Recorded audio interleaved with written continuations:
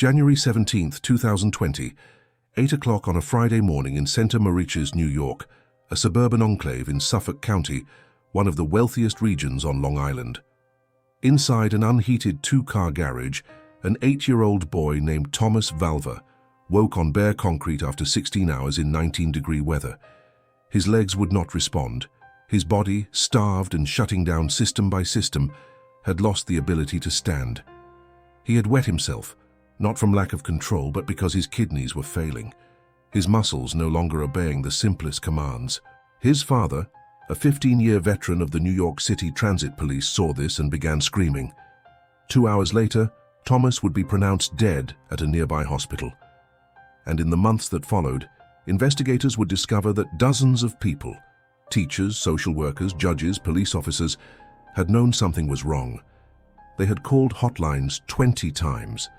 They had documented bruises, starvation, and terror. 11 official investigations had been opened. Every single one had been closed as unfounded. This is the story of a boy who could have been saved at any point, but wasn't.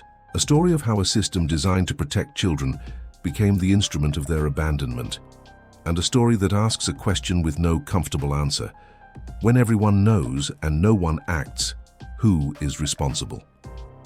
Before we go deeper, subscribe if you love true crime documentaries rooted in verified facts and investigative depth, and tell me in the comments where you're watching from.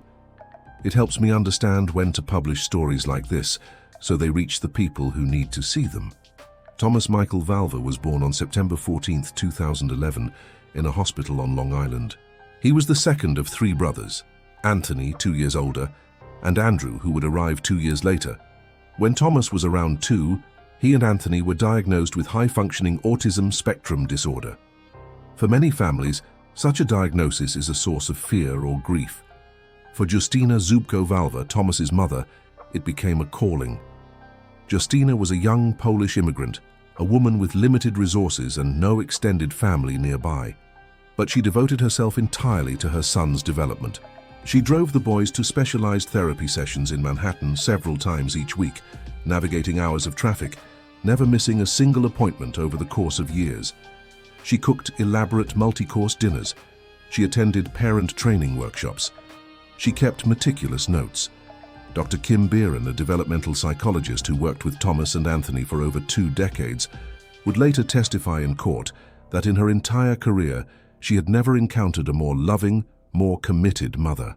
And the effort bore fruit. Thomas was progressing. He was a happy child. He laughed.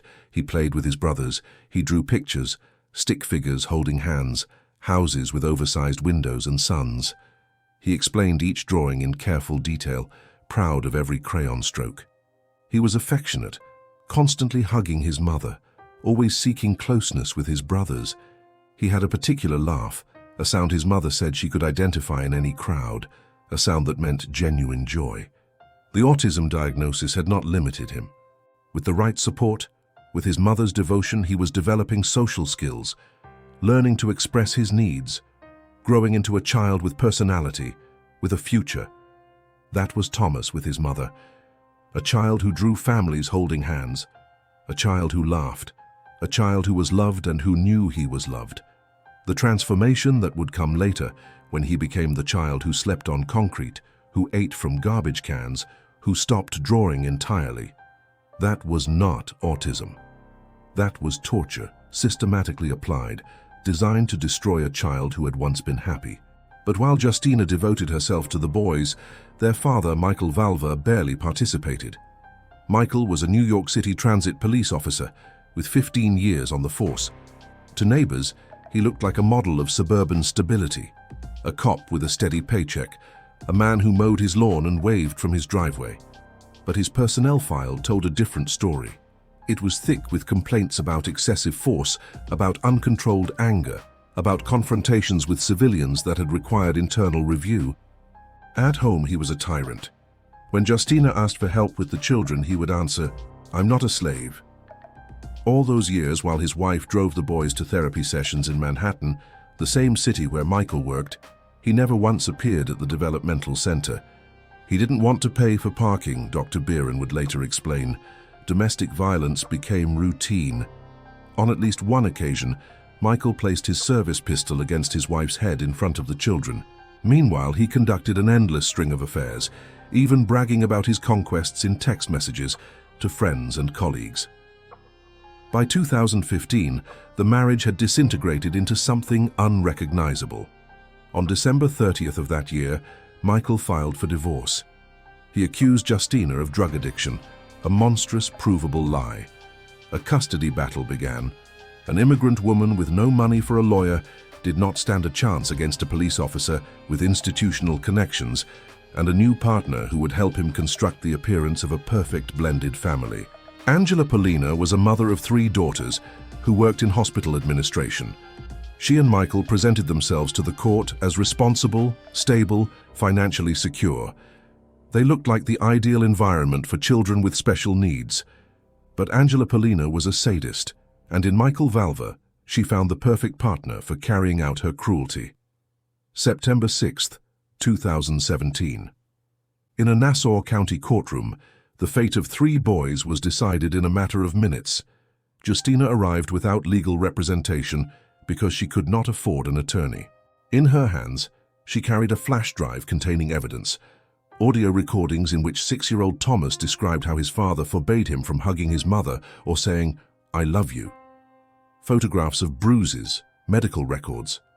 She raised her hand, trying to tell Judge Hope Schwartz-Zimmerman about the 29 occasions when Michael had failed to show up for scheduled visitation. The judge cut her off. "Stop talking." Justina held out the flash drive. The judge waved it away. "Not now." And then came the words that would serve as Thomas' death sentence. "I am awarding temporary, very temporary, custody of the children to the father." Thomas had just turned 6. In 28 months, he would be dead. That temporary custody would become permanent. Justina would never see her son alive again. The last visit occurred on January 14, 2018, 2 years before his death. Video from that encounter shows the boys clinging to their mother, sobbing, begging not to leave. Michael and Angela physically pulled them away. Days later, the court issued a restraining order against Justina, criminalizing her attempts to see her children. No explanation was provided in the order. None was required. Thomas, Anthony, and little Andrew moved into the house at 11 Bittersweet Lane in Center Mauritius, a street name that would prove grimly prophetic. The first thing Michael did after obtaining custody was remove the boys from the specialized school where they had been thriving. Now they attended East Mauritius Elementary, a standard public school not equipped to handle children with autism. This was deliberate. It was part of a plan to erase every trace of their previous life with their mother, to sever every connection to the professionals who had documented their progress. 8 people lived in the house, but it functioned as 2 separate worlds. Upstairs, in the heated, furnished rooms, lived Angela's 3 daughters and little Andrew. Thomas and Anthony began their descent, literally and figuratively. The degradation happened in stages, as if Michael and Angela were testing boundaries, discovering how far they could go without consequence. First, the boys were moved from beds to the floor, sleeping on absorbent pads designed for housebreaking puppies. Children who had been fully toilet-trained were forced to wear diapers to school at 8 and 10 years old. This was not about managing incontinence. This was about deliberate humiliation. Then came banishment to a tent in the backyard, 2 children with autism sleeping in a camping tent while empty bedrooms sat unused inside the house. The final destination was the garage. An unheated 2-car garage with a concrete floor, no insulation, no bathroom, no beds. Just cold concrete and metal walls. In winter, the temperature inside matched the temperature outside. In January 2020, that would be 19 degrees Fahrenheit. The house at Bittersweet Lane existed as 2 completely separate realities under the same roof. Upstairs, Angela's 3 daughters lived what appeared to be a normal suburban childhood. They had birthday parties with school friends. They had warm beds with blankets and pillows. They ate dinner at the table. They had the kind of childhood that anyone driving past the house would assume all the children inside were experiencing. In the garage, Thomas and Anthony lived in conditions that would be illegal for animals under New York state law. The contrast was not accidental, it was intentional. Angela's daughters could hear everything. They knew what was happening.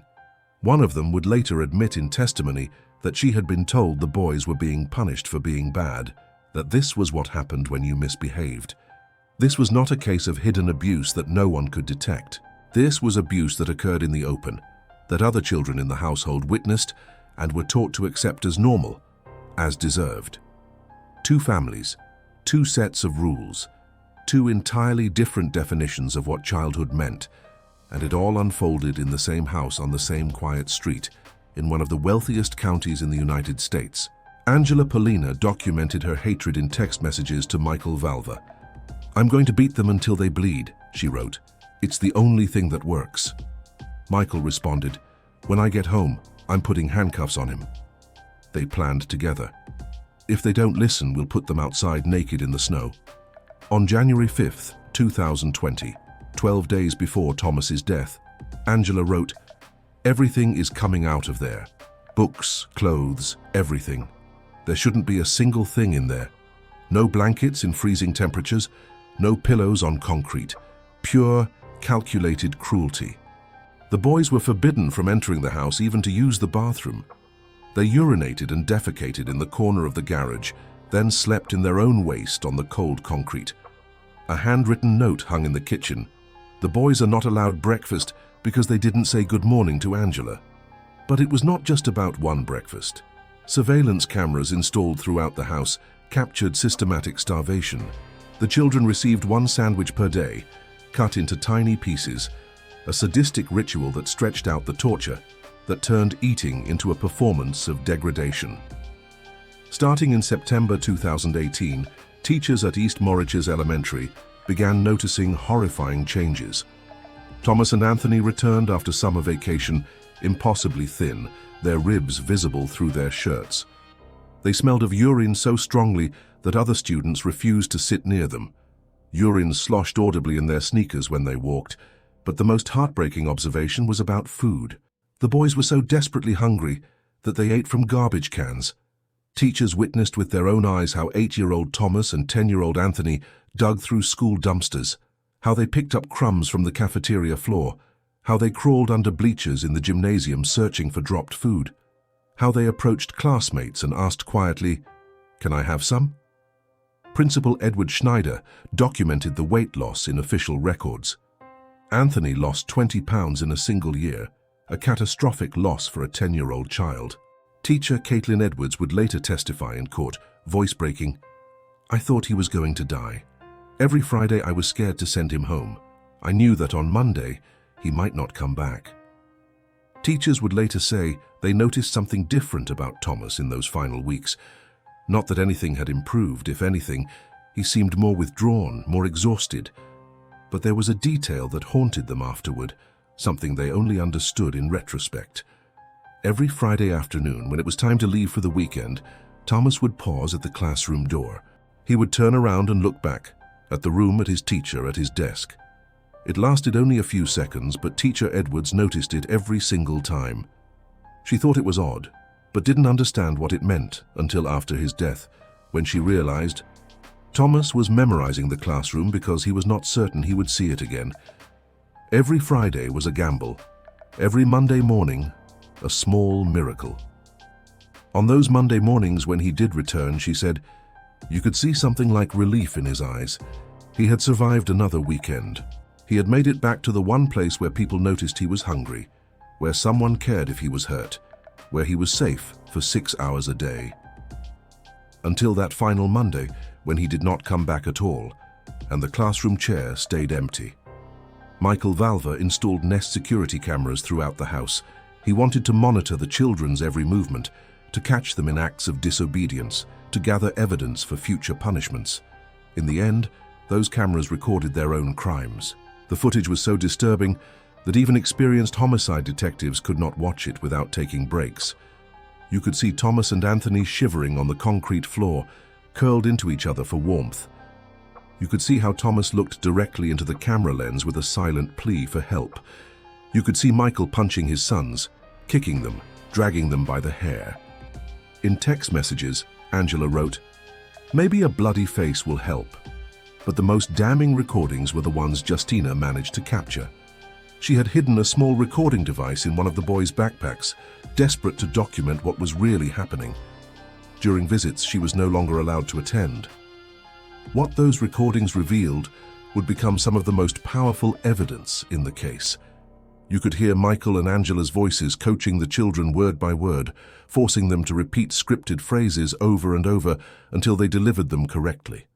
You could hear the children's responses, and those responses told the entire story.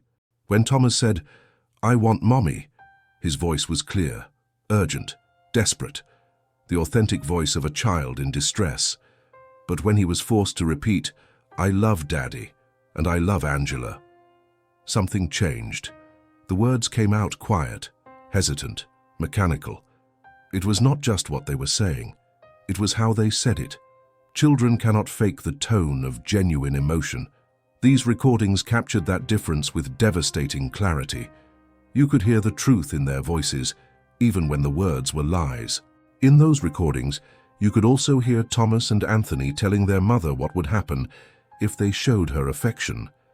They would be punished. They would be given no food, no water.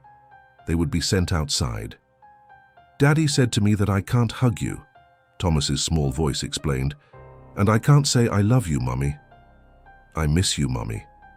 When Justina asked why, Thomas answered, "I don't know. I'll get in trouble." "What trouble?" Justina pressed gently. "Daddy's going to put me outside." "Outside where?" "In the backyard." "What's in the backyard?" "Cars, and I can't play with cars if I'm in timeout." The fear in their voices was unmistakable. These were not children who did not want to see their mother. These were children who had been trained to hide how much they loved her, trained to fear the consequences of showing that love. Every time Justina heard those recordings, she knew her children were suffering. She knew they needed her, and she knew the system was actively preventing her from protecting them.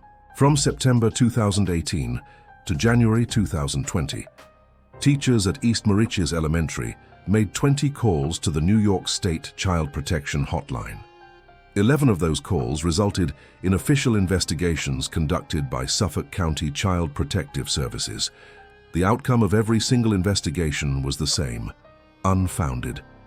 January 2019, a black bruise under Thomas's eye. Michael explained it away by saying the boy had fallen on the playground. Investigation closed, unfounded. February, a backpack soaked in urine. Evidence that the children were sleeping in the garage. Investigation closed, unfounded. March, 4 separate calls in 1 week. Child Protective Services determined that multiple complaints actually cancelled each other out, that repeated reports suggested exaggeration rather than genuine concern. All closed, unfounded. April, the school nurse applied ice packs to Anthony's beaten buttocks. A CPS representative cynically told school staff, "Without broken bones, we can't do anything." Investigation closed, unfounded. Throughout this period, Justina desperately attempted to save her children, going to every authority she could identify. In February 2019, Judge Bernard Chang reviewed a new custody motion. His written decision noted that Anthony had arrived at the interview bent over in pain, that school personnel had applied ice to the child's beaten body, and that Michael Valva's testimony had been less than convincing. And what did Judge Chang do with this information? Nothing. He did not modify custody. He did not order an independent medical examination. He did not escalate the matter to child protection authorities. He issued a written opinion and moved on to the next case. In July 2019, 6 months before Thomas's death, another judge offered Justina supervised visitation for 1 hour per week. She refused. She demanded full custody. She knew her children were in mortal danger, and 1 hour per week would not save them. She told the court repeatedly, "If you do not remove these children, they will die under his care." The judge responded wearily, "Mrs. Valva, you are saying too much." The winter of 2019 to 2020 was cold across the northeastern United States. In January, temperatures on Long Island dropped into the teens. During the first week of January, as the freeze intensified, Angela Polina sent a text message to Michael Valva. "Everything is coming out of there. There should not be a single thing in there." The last blankets, the scraps of cardboard the boys had been using for insulation, everything was removed from the garage. Anything that could provide even a small amount of warmth was taken away, just bare concrete, metal walls, two small bodies shivering in the cold. On one surveillance recording from a few days before his death, there is a moment that made even hardened detectives weep when they viewed it. Thomas finds a dirty towel in the corner of the garage. He wraps himself in it, trying desperately to get warm. Angela, watching through the camera feed from her heated bedroom upstairs, immediately texts Michael. He wrapped himself in a towel. He is not coming into this house. The woman saw a freezing child attempting to survive, and her reaction was to ensure he received no warmth, no relief. January 16th, 2020, Thursday. Thomas and Anthony arrived home from school around 3 in the afternoon. They were immediately sent to the garage, where they would remain for the next 16 hours, Thomas's final 16 hours of life. The temperature that night dropped to 19 degrees Fahrenheit. The cameras recorded the entire ordeal. Detectives would later describe it as the most difficult footage of their careers, because it shows a child's slow death stretched across 16 hours in real time. Thomas and Anthony curled together on the concrete floor, pressed against each other, trying to share body heat. They shivered, first the normal shivering of cold children, then violent convulsions as their bodies fought hypothermia with everything they had. Thomas clutched his stomach because he needed to use the bathroom, but he could not leave the garage. He was not permitted, so he held it, clenching his muscles, because he was terrified of punishment. At some point during that long night, Thomas looked directly into the security camera. That look lasted only a few seconds, but it would remain in the memory of everyone who later viewed the footage. In his large brown eyes you could read a silent plea. "Help me, someone please." But no one was watching. Angela and Michael slept upstairs in their warm bed while Thomas's condition became critical. The human body responds to hypothermia in predictable stages. First, it fights with shivering, involuntary muscle contractions designed to generate heat. Then, when energy reserves are depleted, the shivering stops. The pulse slows. Breathing becomes shallow. Organs begin to fail, one system at a time. Blood flow is redirected away from extremities to protect the core. Cognitive function deteriorates. Eventually, the body enters a state called paradoxical undressing, where victims feel hot and remove their clothing, accelerating death. That physiological cascade was happening to Thomas over the course of 16 hours, as his starved, abused body cycled through every stage of hypothermia, shutting down systems one by one in a futile attempt to preserve life. By 8 o'clock on the morning of January 17th, Thomas was in severe hypothermia. His muscles were no longer responding to neural signals. At 8:09, the inevitable occurred.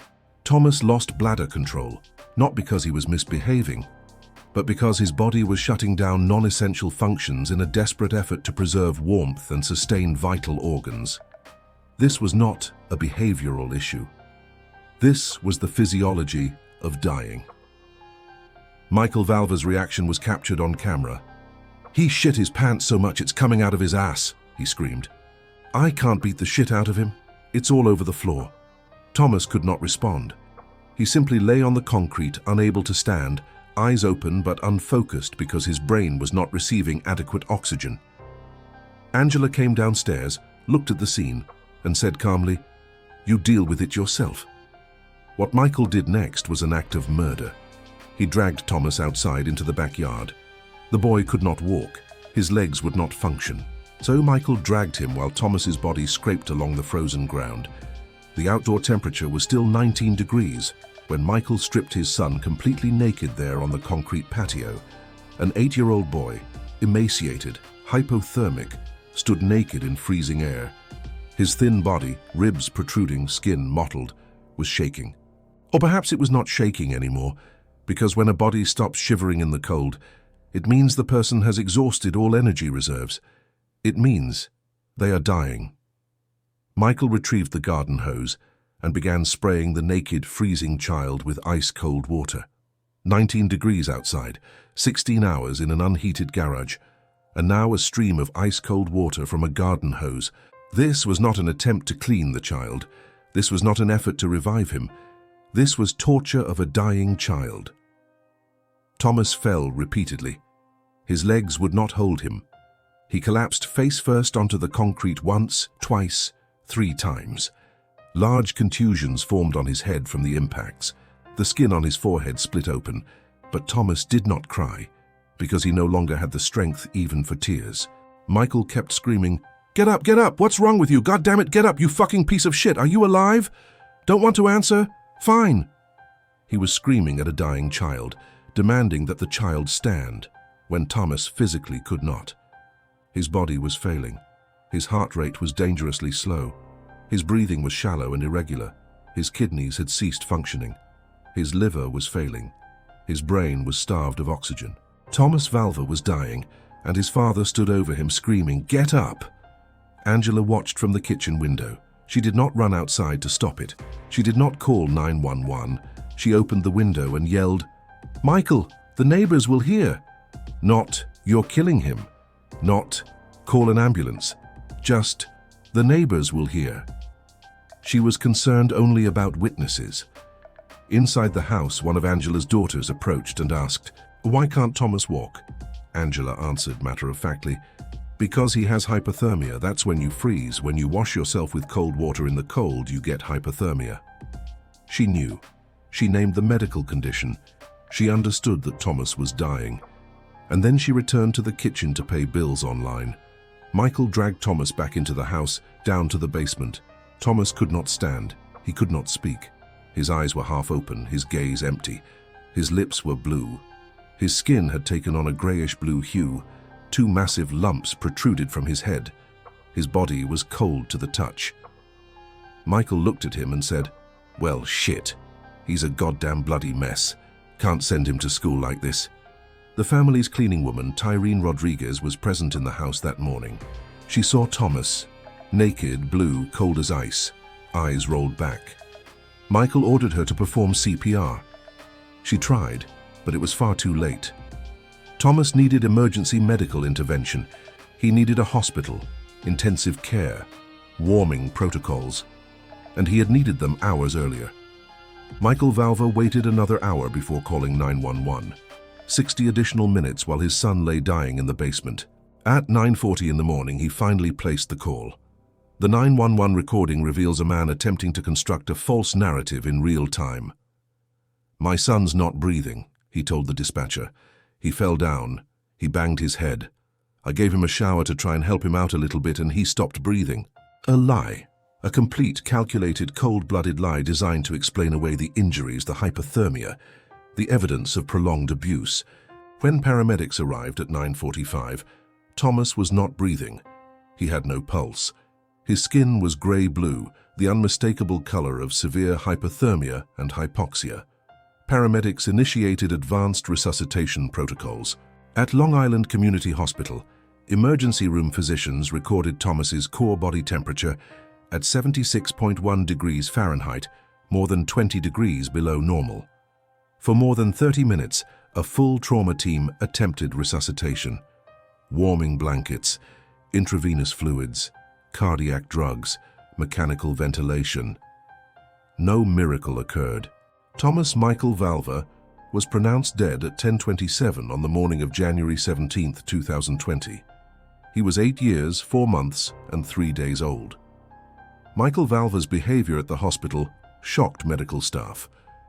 Paramedic Aaron Lambert would later testify that there were no tears, no visible emotion. When asked how he was holding up, Michael replied, "I've been in more stressful situations. When doctors informed him that his son had been pronounced dead, he said, 'I've been through worse things.'" Nurses described his demeanor as unnervingly flat, devoid of the grief that typically accompanies the sudden death of a child. Meanwhile, at the house on Bittersweet Lane, Angela Polina was destroying evidence. A detective reviewing security footage later heard her voice clearly, "I deleted the history." Michael's voice responded, "Change the password." But it was too late. Much of the video had been automatically uploaded to cloud storage. The evidence they sought to erase had already been preserved. The chief medical examiner for Suffolk County, Dr. Michael Kaplan, performed Thomas's autopsy that same afternoon. Dr. Kaplan had 25 years of experience. He had examined thousands of bodies. He had seen every imaginable form of trauma, neglect, and abuse. But what he found during Thomas Valva's autopsy shocked even him. The external examination revealed dozens of injuries from different time periods, scrapes on the forehead from multiple impacts, bruising around the face consistent with blows, evidence that the child's mouth had been forcibly covered. But the most horrifying findings came from the internal examination. Thomas's thymus gland, an organ of the immune system that should be robust in a healthy 8-year-old, had atrophied to a fraction of its normal size, a condition associated with chronic starvation and severe psychological stress. His kidneys showed signs of inflammation, consistent with months of being denied access to bathroom facilities. In his stomach, Dr. Kaplan identified Wisniewski spots, hemorrhagic lesions that are a classic pathological indicator of death by hypothermia. Every organ in Thomas's body bore evidence of prolonged suffering. Dr. Kaplan's official determination: cause of death, hypothermia; manner of death, homicide. Not an accident, not neglect. Homicide. Deliberate, systematic murder through prolonged torture. Detectives from the Suffolk County Police Homicide Squad began reviewing the video files recovered from cloud storage. Thousands of hours of footage, systematic documentation of torture recorded in high definition. Among all that material, there was one frame that would become the most devastating piece of evidence in the entire investigation. It showed Thomas sitting alone in the garage, looking directly into the camera, not glancing at it accidentally, not unaware it was there, looking straight into the lens with full knowledge that someone was watching. His father watched through those cameras. Angela watched. They used the cameras to monitor the boys' every movement, to catch them in acts of supposed disobedience, to gather evidence for their next round of punishment. But in that one frame, Thomas seemed to understand something else, that maybe somehow someone else would see this footage, someone who would help. His eyes in that frame were not empty or glazed. They were pleading. When that image was displayed in court during trial, experienced homicide detectives who had testified in dozens of murder cases had to look away. Jurors wept openly. Even the defense attorneys, whose professional obligation required them to maintain composure, could not hold eye contact with the screen. It was one frozen moment in time, one silent plea preserved in digital format. Help me, save me, please, see me. But those cameras were only reviewed after Thomas was already dead, after his plea for help could no longer be answered. The recording had been there all along, the evidence had existed. Thomas had looked into that camera and begged for help, and no one watched until it was too late. January 24, 2020, 1 week after Thomas's death, Michael Valva and Angela Polina were arrested. Police found them in bed together. A week after murdering a child, they were sleeping peacefully. Both were charged with second-degree murder. Suffolk County District Attorney Timothy Sini held a press conference, and his voice shook with barely controlled rage. "I have been in law enforcement for 20 years, he said. I have prosecuted hundreds of cases, but I cannot describe in words the depravity of these defendants. They systematically tortured this child for months. They forced him to sleep in freezing temperatures. They starved him. They beat him. And when he was dying, they sprayed him with ice-cold water and watched him die." A parallel investigation into Suffolk County Child Protective Services was initiated. A grand jury convened and ultimately released a devastating 75-page report. The findings were damning. 11 official investigations had been conducted. All had been closed as unfounded.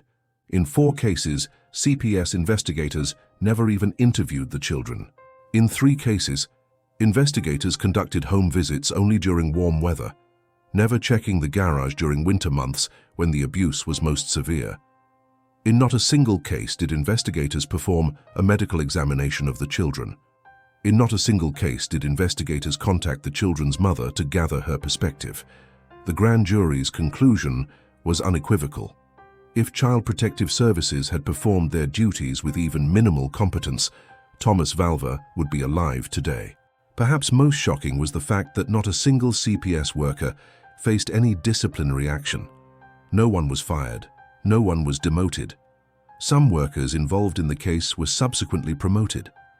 The institutional response to the most catastrophic failure in the agency's history was to do nothing, to protect the system at the expense of accountability, to ensure that the individuals responsible for Thomas's death faced no professional consequences whatsoever. Michael Valver's trial began in October 2022.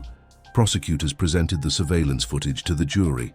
When the videos played in the courtroom, showing Thomas and Anthony shivering on concrete, showing Michael beating his sons, showing the final hours of Thomas's life, jurors wept.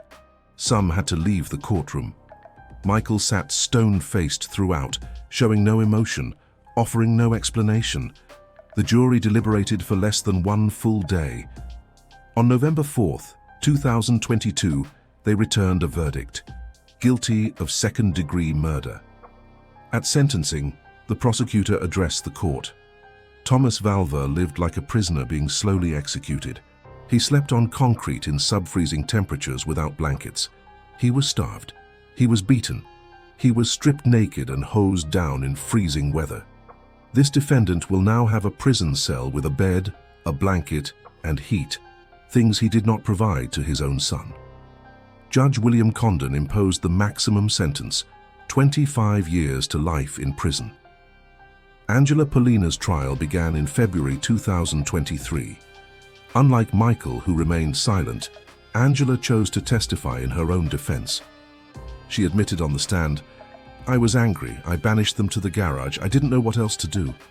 When the prosecutor asked why she had not called 911 when she saw Thomas unable to walk, unable to stand, clearly in medical distress, Angela answered, "I did not think he was in immediate danger." She had sat in the kitchen paying bills online while a child died in the basement. On March 10th, 2023, the jury returned its verdict: guilty on all counts, second-degree murder and multiple counts of child endangerment. Judge Timothy Mazzei addressed Angela directly during sentencing. "You subjected those boys to torture. You forced them to live in conditions that would be illegal for animals. My only regret, Miss Polina, is that the prison where you are going does not have an unheated garage with no mattress, no blankets, and no pillows." He imposed the maximum sentence, 25 years to life. Justina Zubko-Valver learned of her son's death not from police, not from family services, but from the news. A reporter called her for comment. She collapsed. For 2 years she had screamed, begged, brought evidence to courts and agencies. She had told judges, "If you do not remove my children, they will die." And now, her son was dead. After Michael and Angela's arrests, after it became undeniable that the abuse allegations had been true all along, Justina was finally granted custody of her 2 surviving sons, Anthony and Andrew. The first breakfast she served them was heartbreaking. She watched as Anthony consumed 2 enormous bowls of cereal, eating so quickly he could barely swallow. He kept asking, "When is dinner?" even though it was morning. He was terrified that this might be the only meal he would receive that day. Anthony woke every night screaming, calling for Thomas. Andrew struggled with a different kind of trauma, survivor's guilt. "Why did I get to sleep in a warm room while they were in the garage?" he asked his mother. He was 7 years old, and he was grappling with moral questions that no child should have to contemplate. Justina filed a $200 million lawsuit against Suffolk County, alleging that systematic failures by Child Protective Services, family court judges, and law enforcement had directly caused her son's death. When county attorneys offered $3 million to settle the case and make it disappear, Justina refused. "This is not about money," she told reporters. "This is about forcing the system to change. This is about justice for Tommy." In the wake of Thomas's death, Suffolk County did implement certain reforms: specialized response teams for cases involving children with autism, a reduced maximum caseload of 12 cases per social worker, automatic supervisory review after 4 substantiated complaints about the same household, and mandatory cold weather inspections of any residence where children are reported to be sleeping in unheated spaces. But 5 years later, New York State's child protection laws remain essentially unchanged. The structural problems that allowed Thomas to die, underfunded agencies, overworked investigators, family courts biased toward keeping children with biological parents, regardless of evidence, lack of accountability for failed investigations, all of those systemic issues persist. Fresh flowers appear regularly on Thomas's grave at St. Charles Cemetery. The headstone reads, Thomas Michael Valver, September 14, 2011, January 17, 2020. Rest in peace, little angel. A memorial bench was installed in front of East Mauritius Elementary School. After Thomas's death, someone cleaned out teacher Caitlin Edwards' desk and found a hidden stash of granola bars, crackers, and juice boxes that she had kept there specifically for Thomas and Anthony. She would slip them food when she thought no one was watching. On Fridays, she would give them extra portions for the weekend, knowing it might be the only food they would have until Monday morning. After Thomas died, that stash remained in her desk for weeks. No one wanted to throw it away. It felt wrong discarding food that had been meant to keep a child alive. Teacher Edwards has said publicly that she still thinks about it, about how something as ordinary as a granola bar had become a lifeline, about how she tried in her small way to help, and about how even that was not enough. The system failed Thomas Valver at every conceivable level, but individual people tried. They tried and tried. They screamed and called hotlines and documented injuries and wrote reports, and none of it mattered because the system was designed to ignore them, designed to prioritize institutional stability over the safety of children. Thomas could have been saved at any point. After the first court hearing, after any of the 11 investigations, after any of the 20 calls from teachers the day before he died. But no one with the power to act chose to do so. And he died alone in a freezing garage, begging for help that never came. If Thomas were alive today, he would be 14 years old. He would be in middle school. Children with high-functioning autism, given appropriate support, can live full, meaningful lives. They go to college. They have careers. They form relationships. They have futures. But Thomas will not. He will forever remain the 8-year-old boy staring into a camera with a silent plea in his eyes, the boy who memorized his classroom every Friday because he was not sure he would see it again. The boy who drew pictures of families holding hands and who laughed a laugh his mother could recognize in any crowd. May his story not be forgotten. May it force institutions to change, to prioritize the lives of children over the reputations of agencies. May the next Thomas be saved. And may Thomas Michael Valver finally rest in peace. Warm, safe, loved the way every child deserves to be loved, from the moment they enter this world until the day they leave it. The way he was loved by his mother.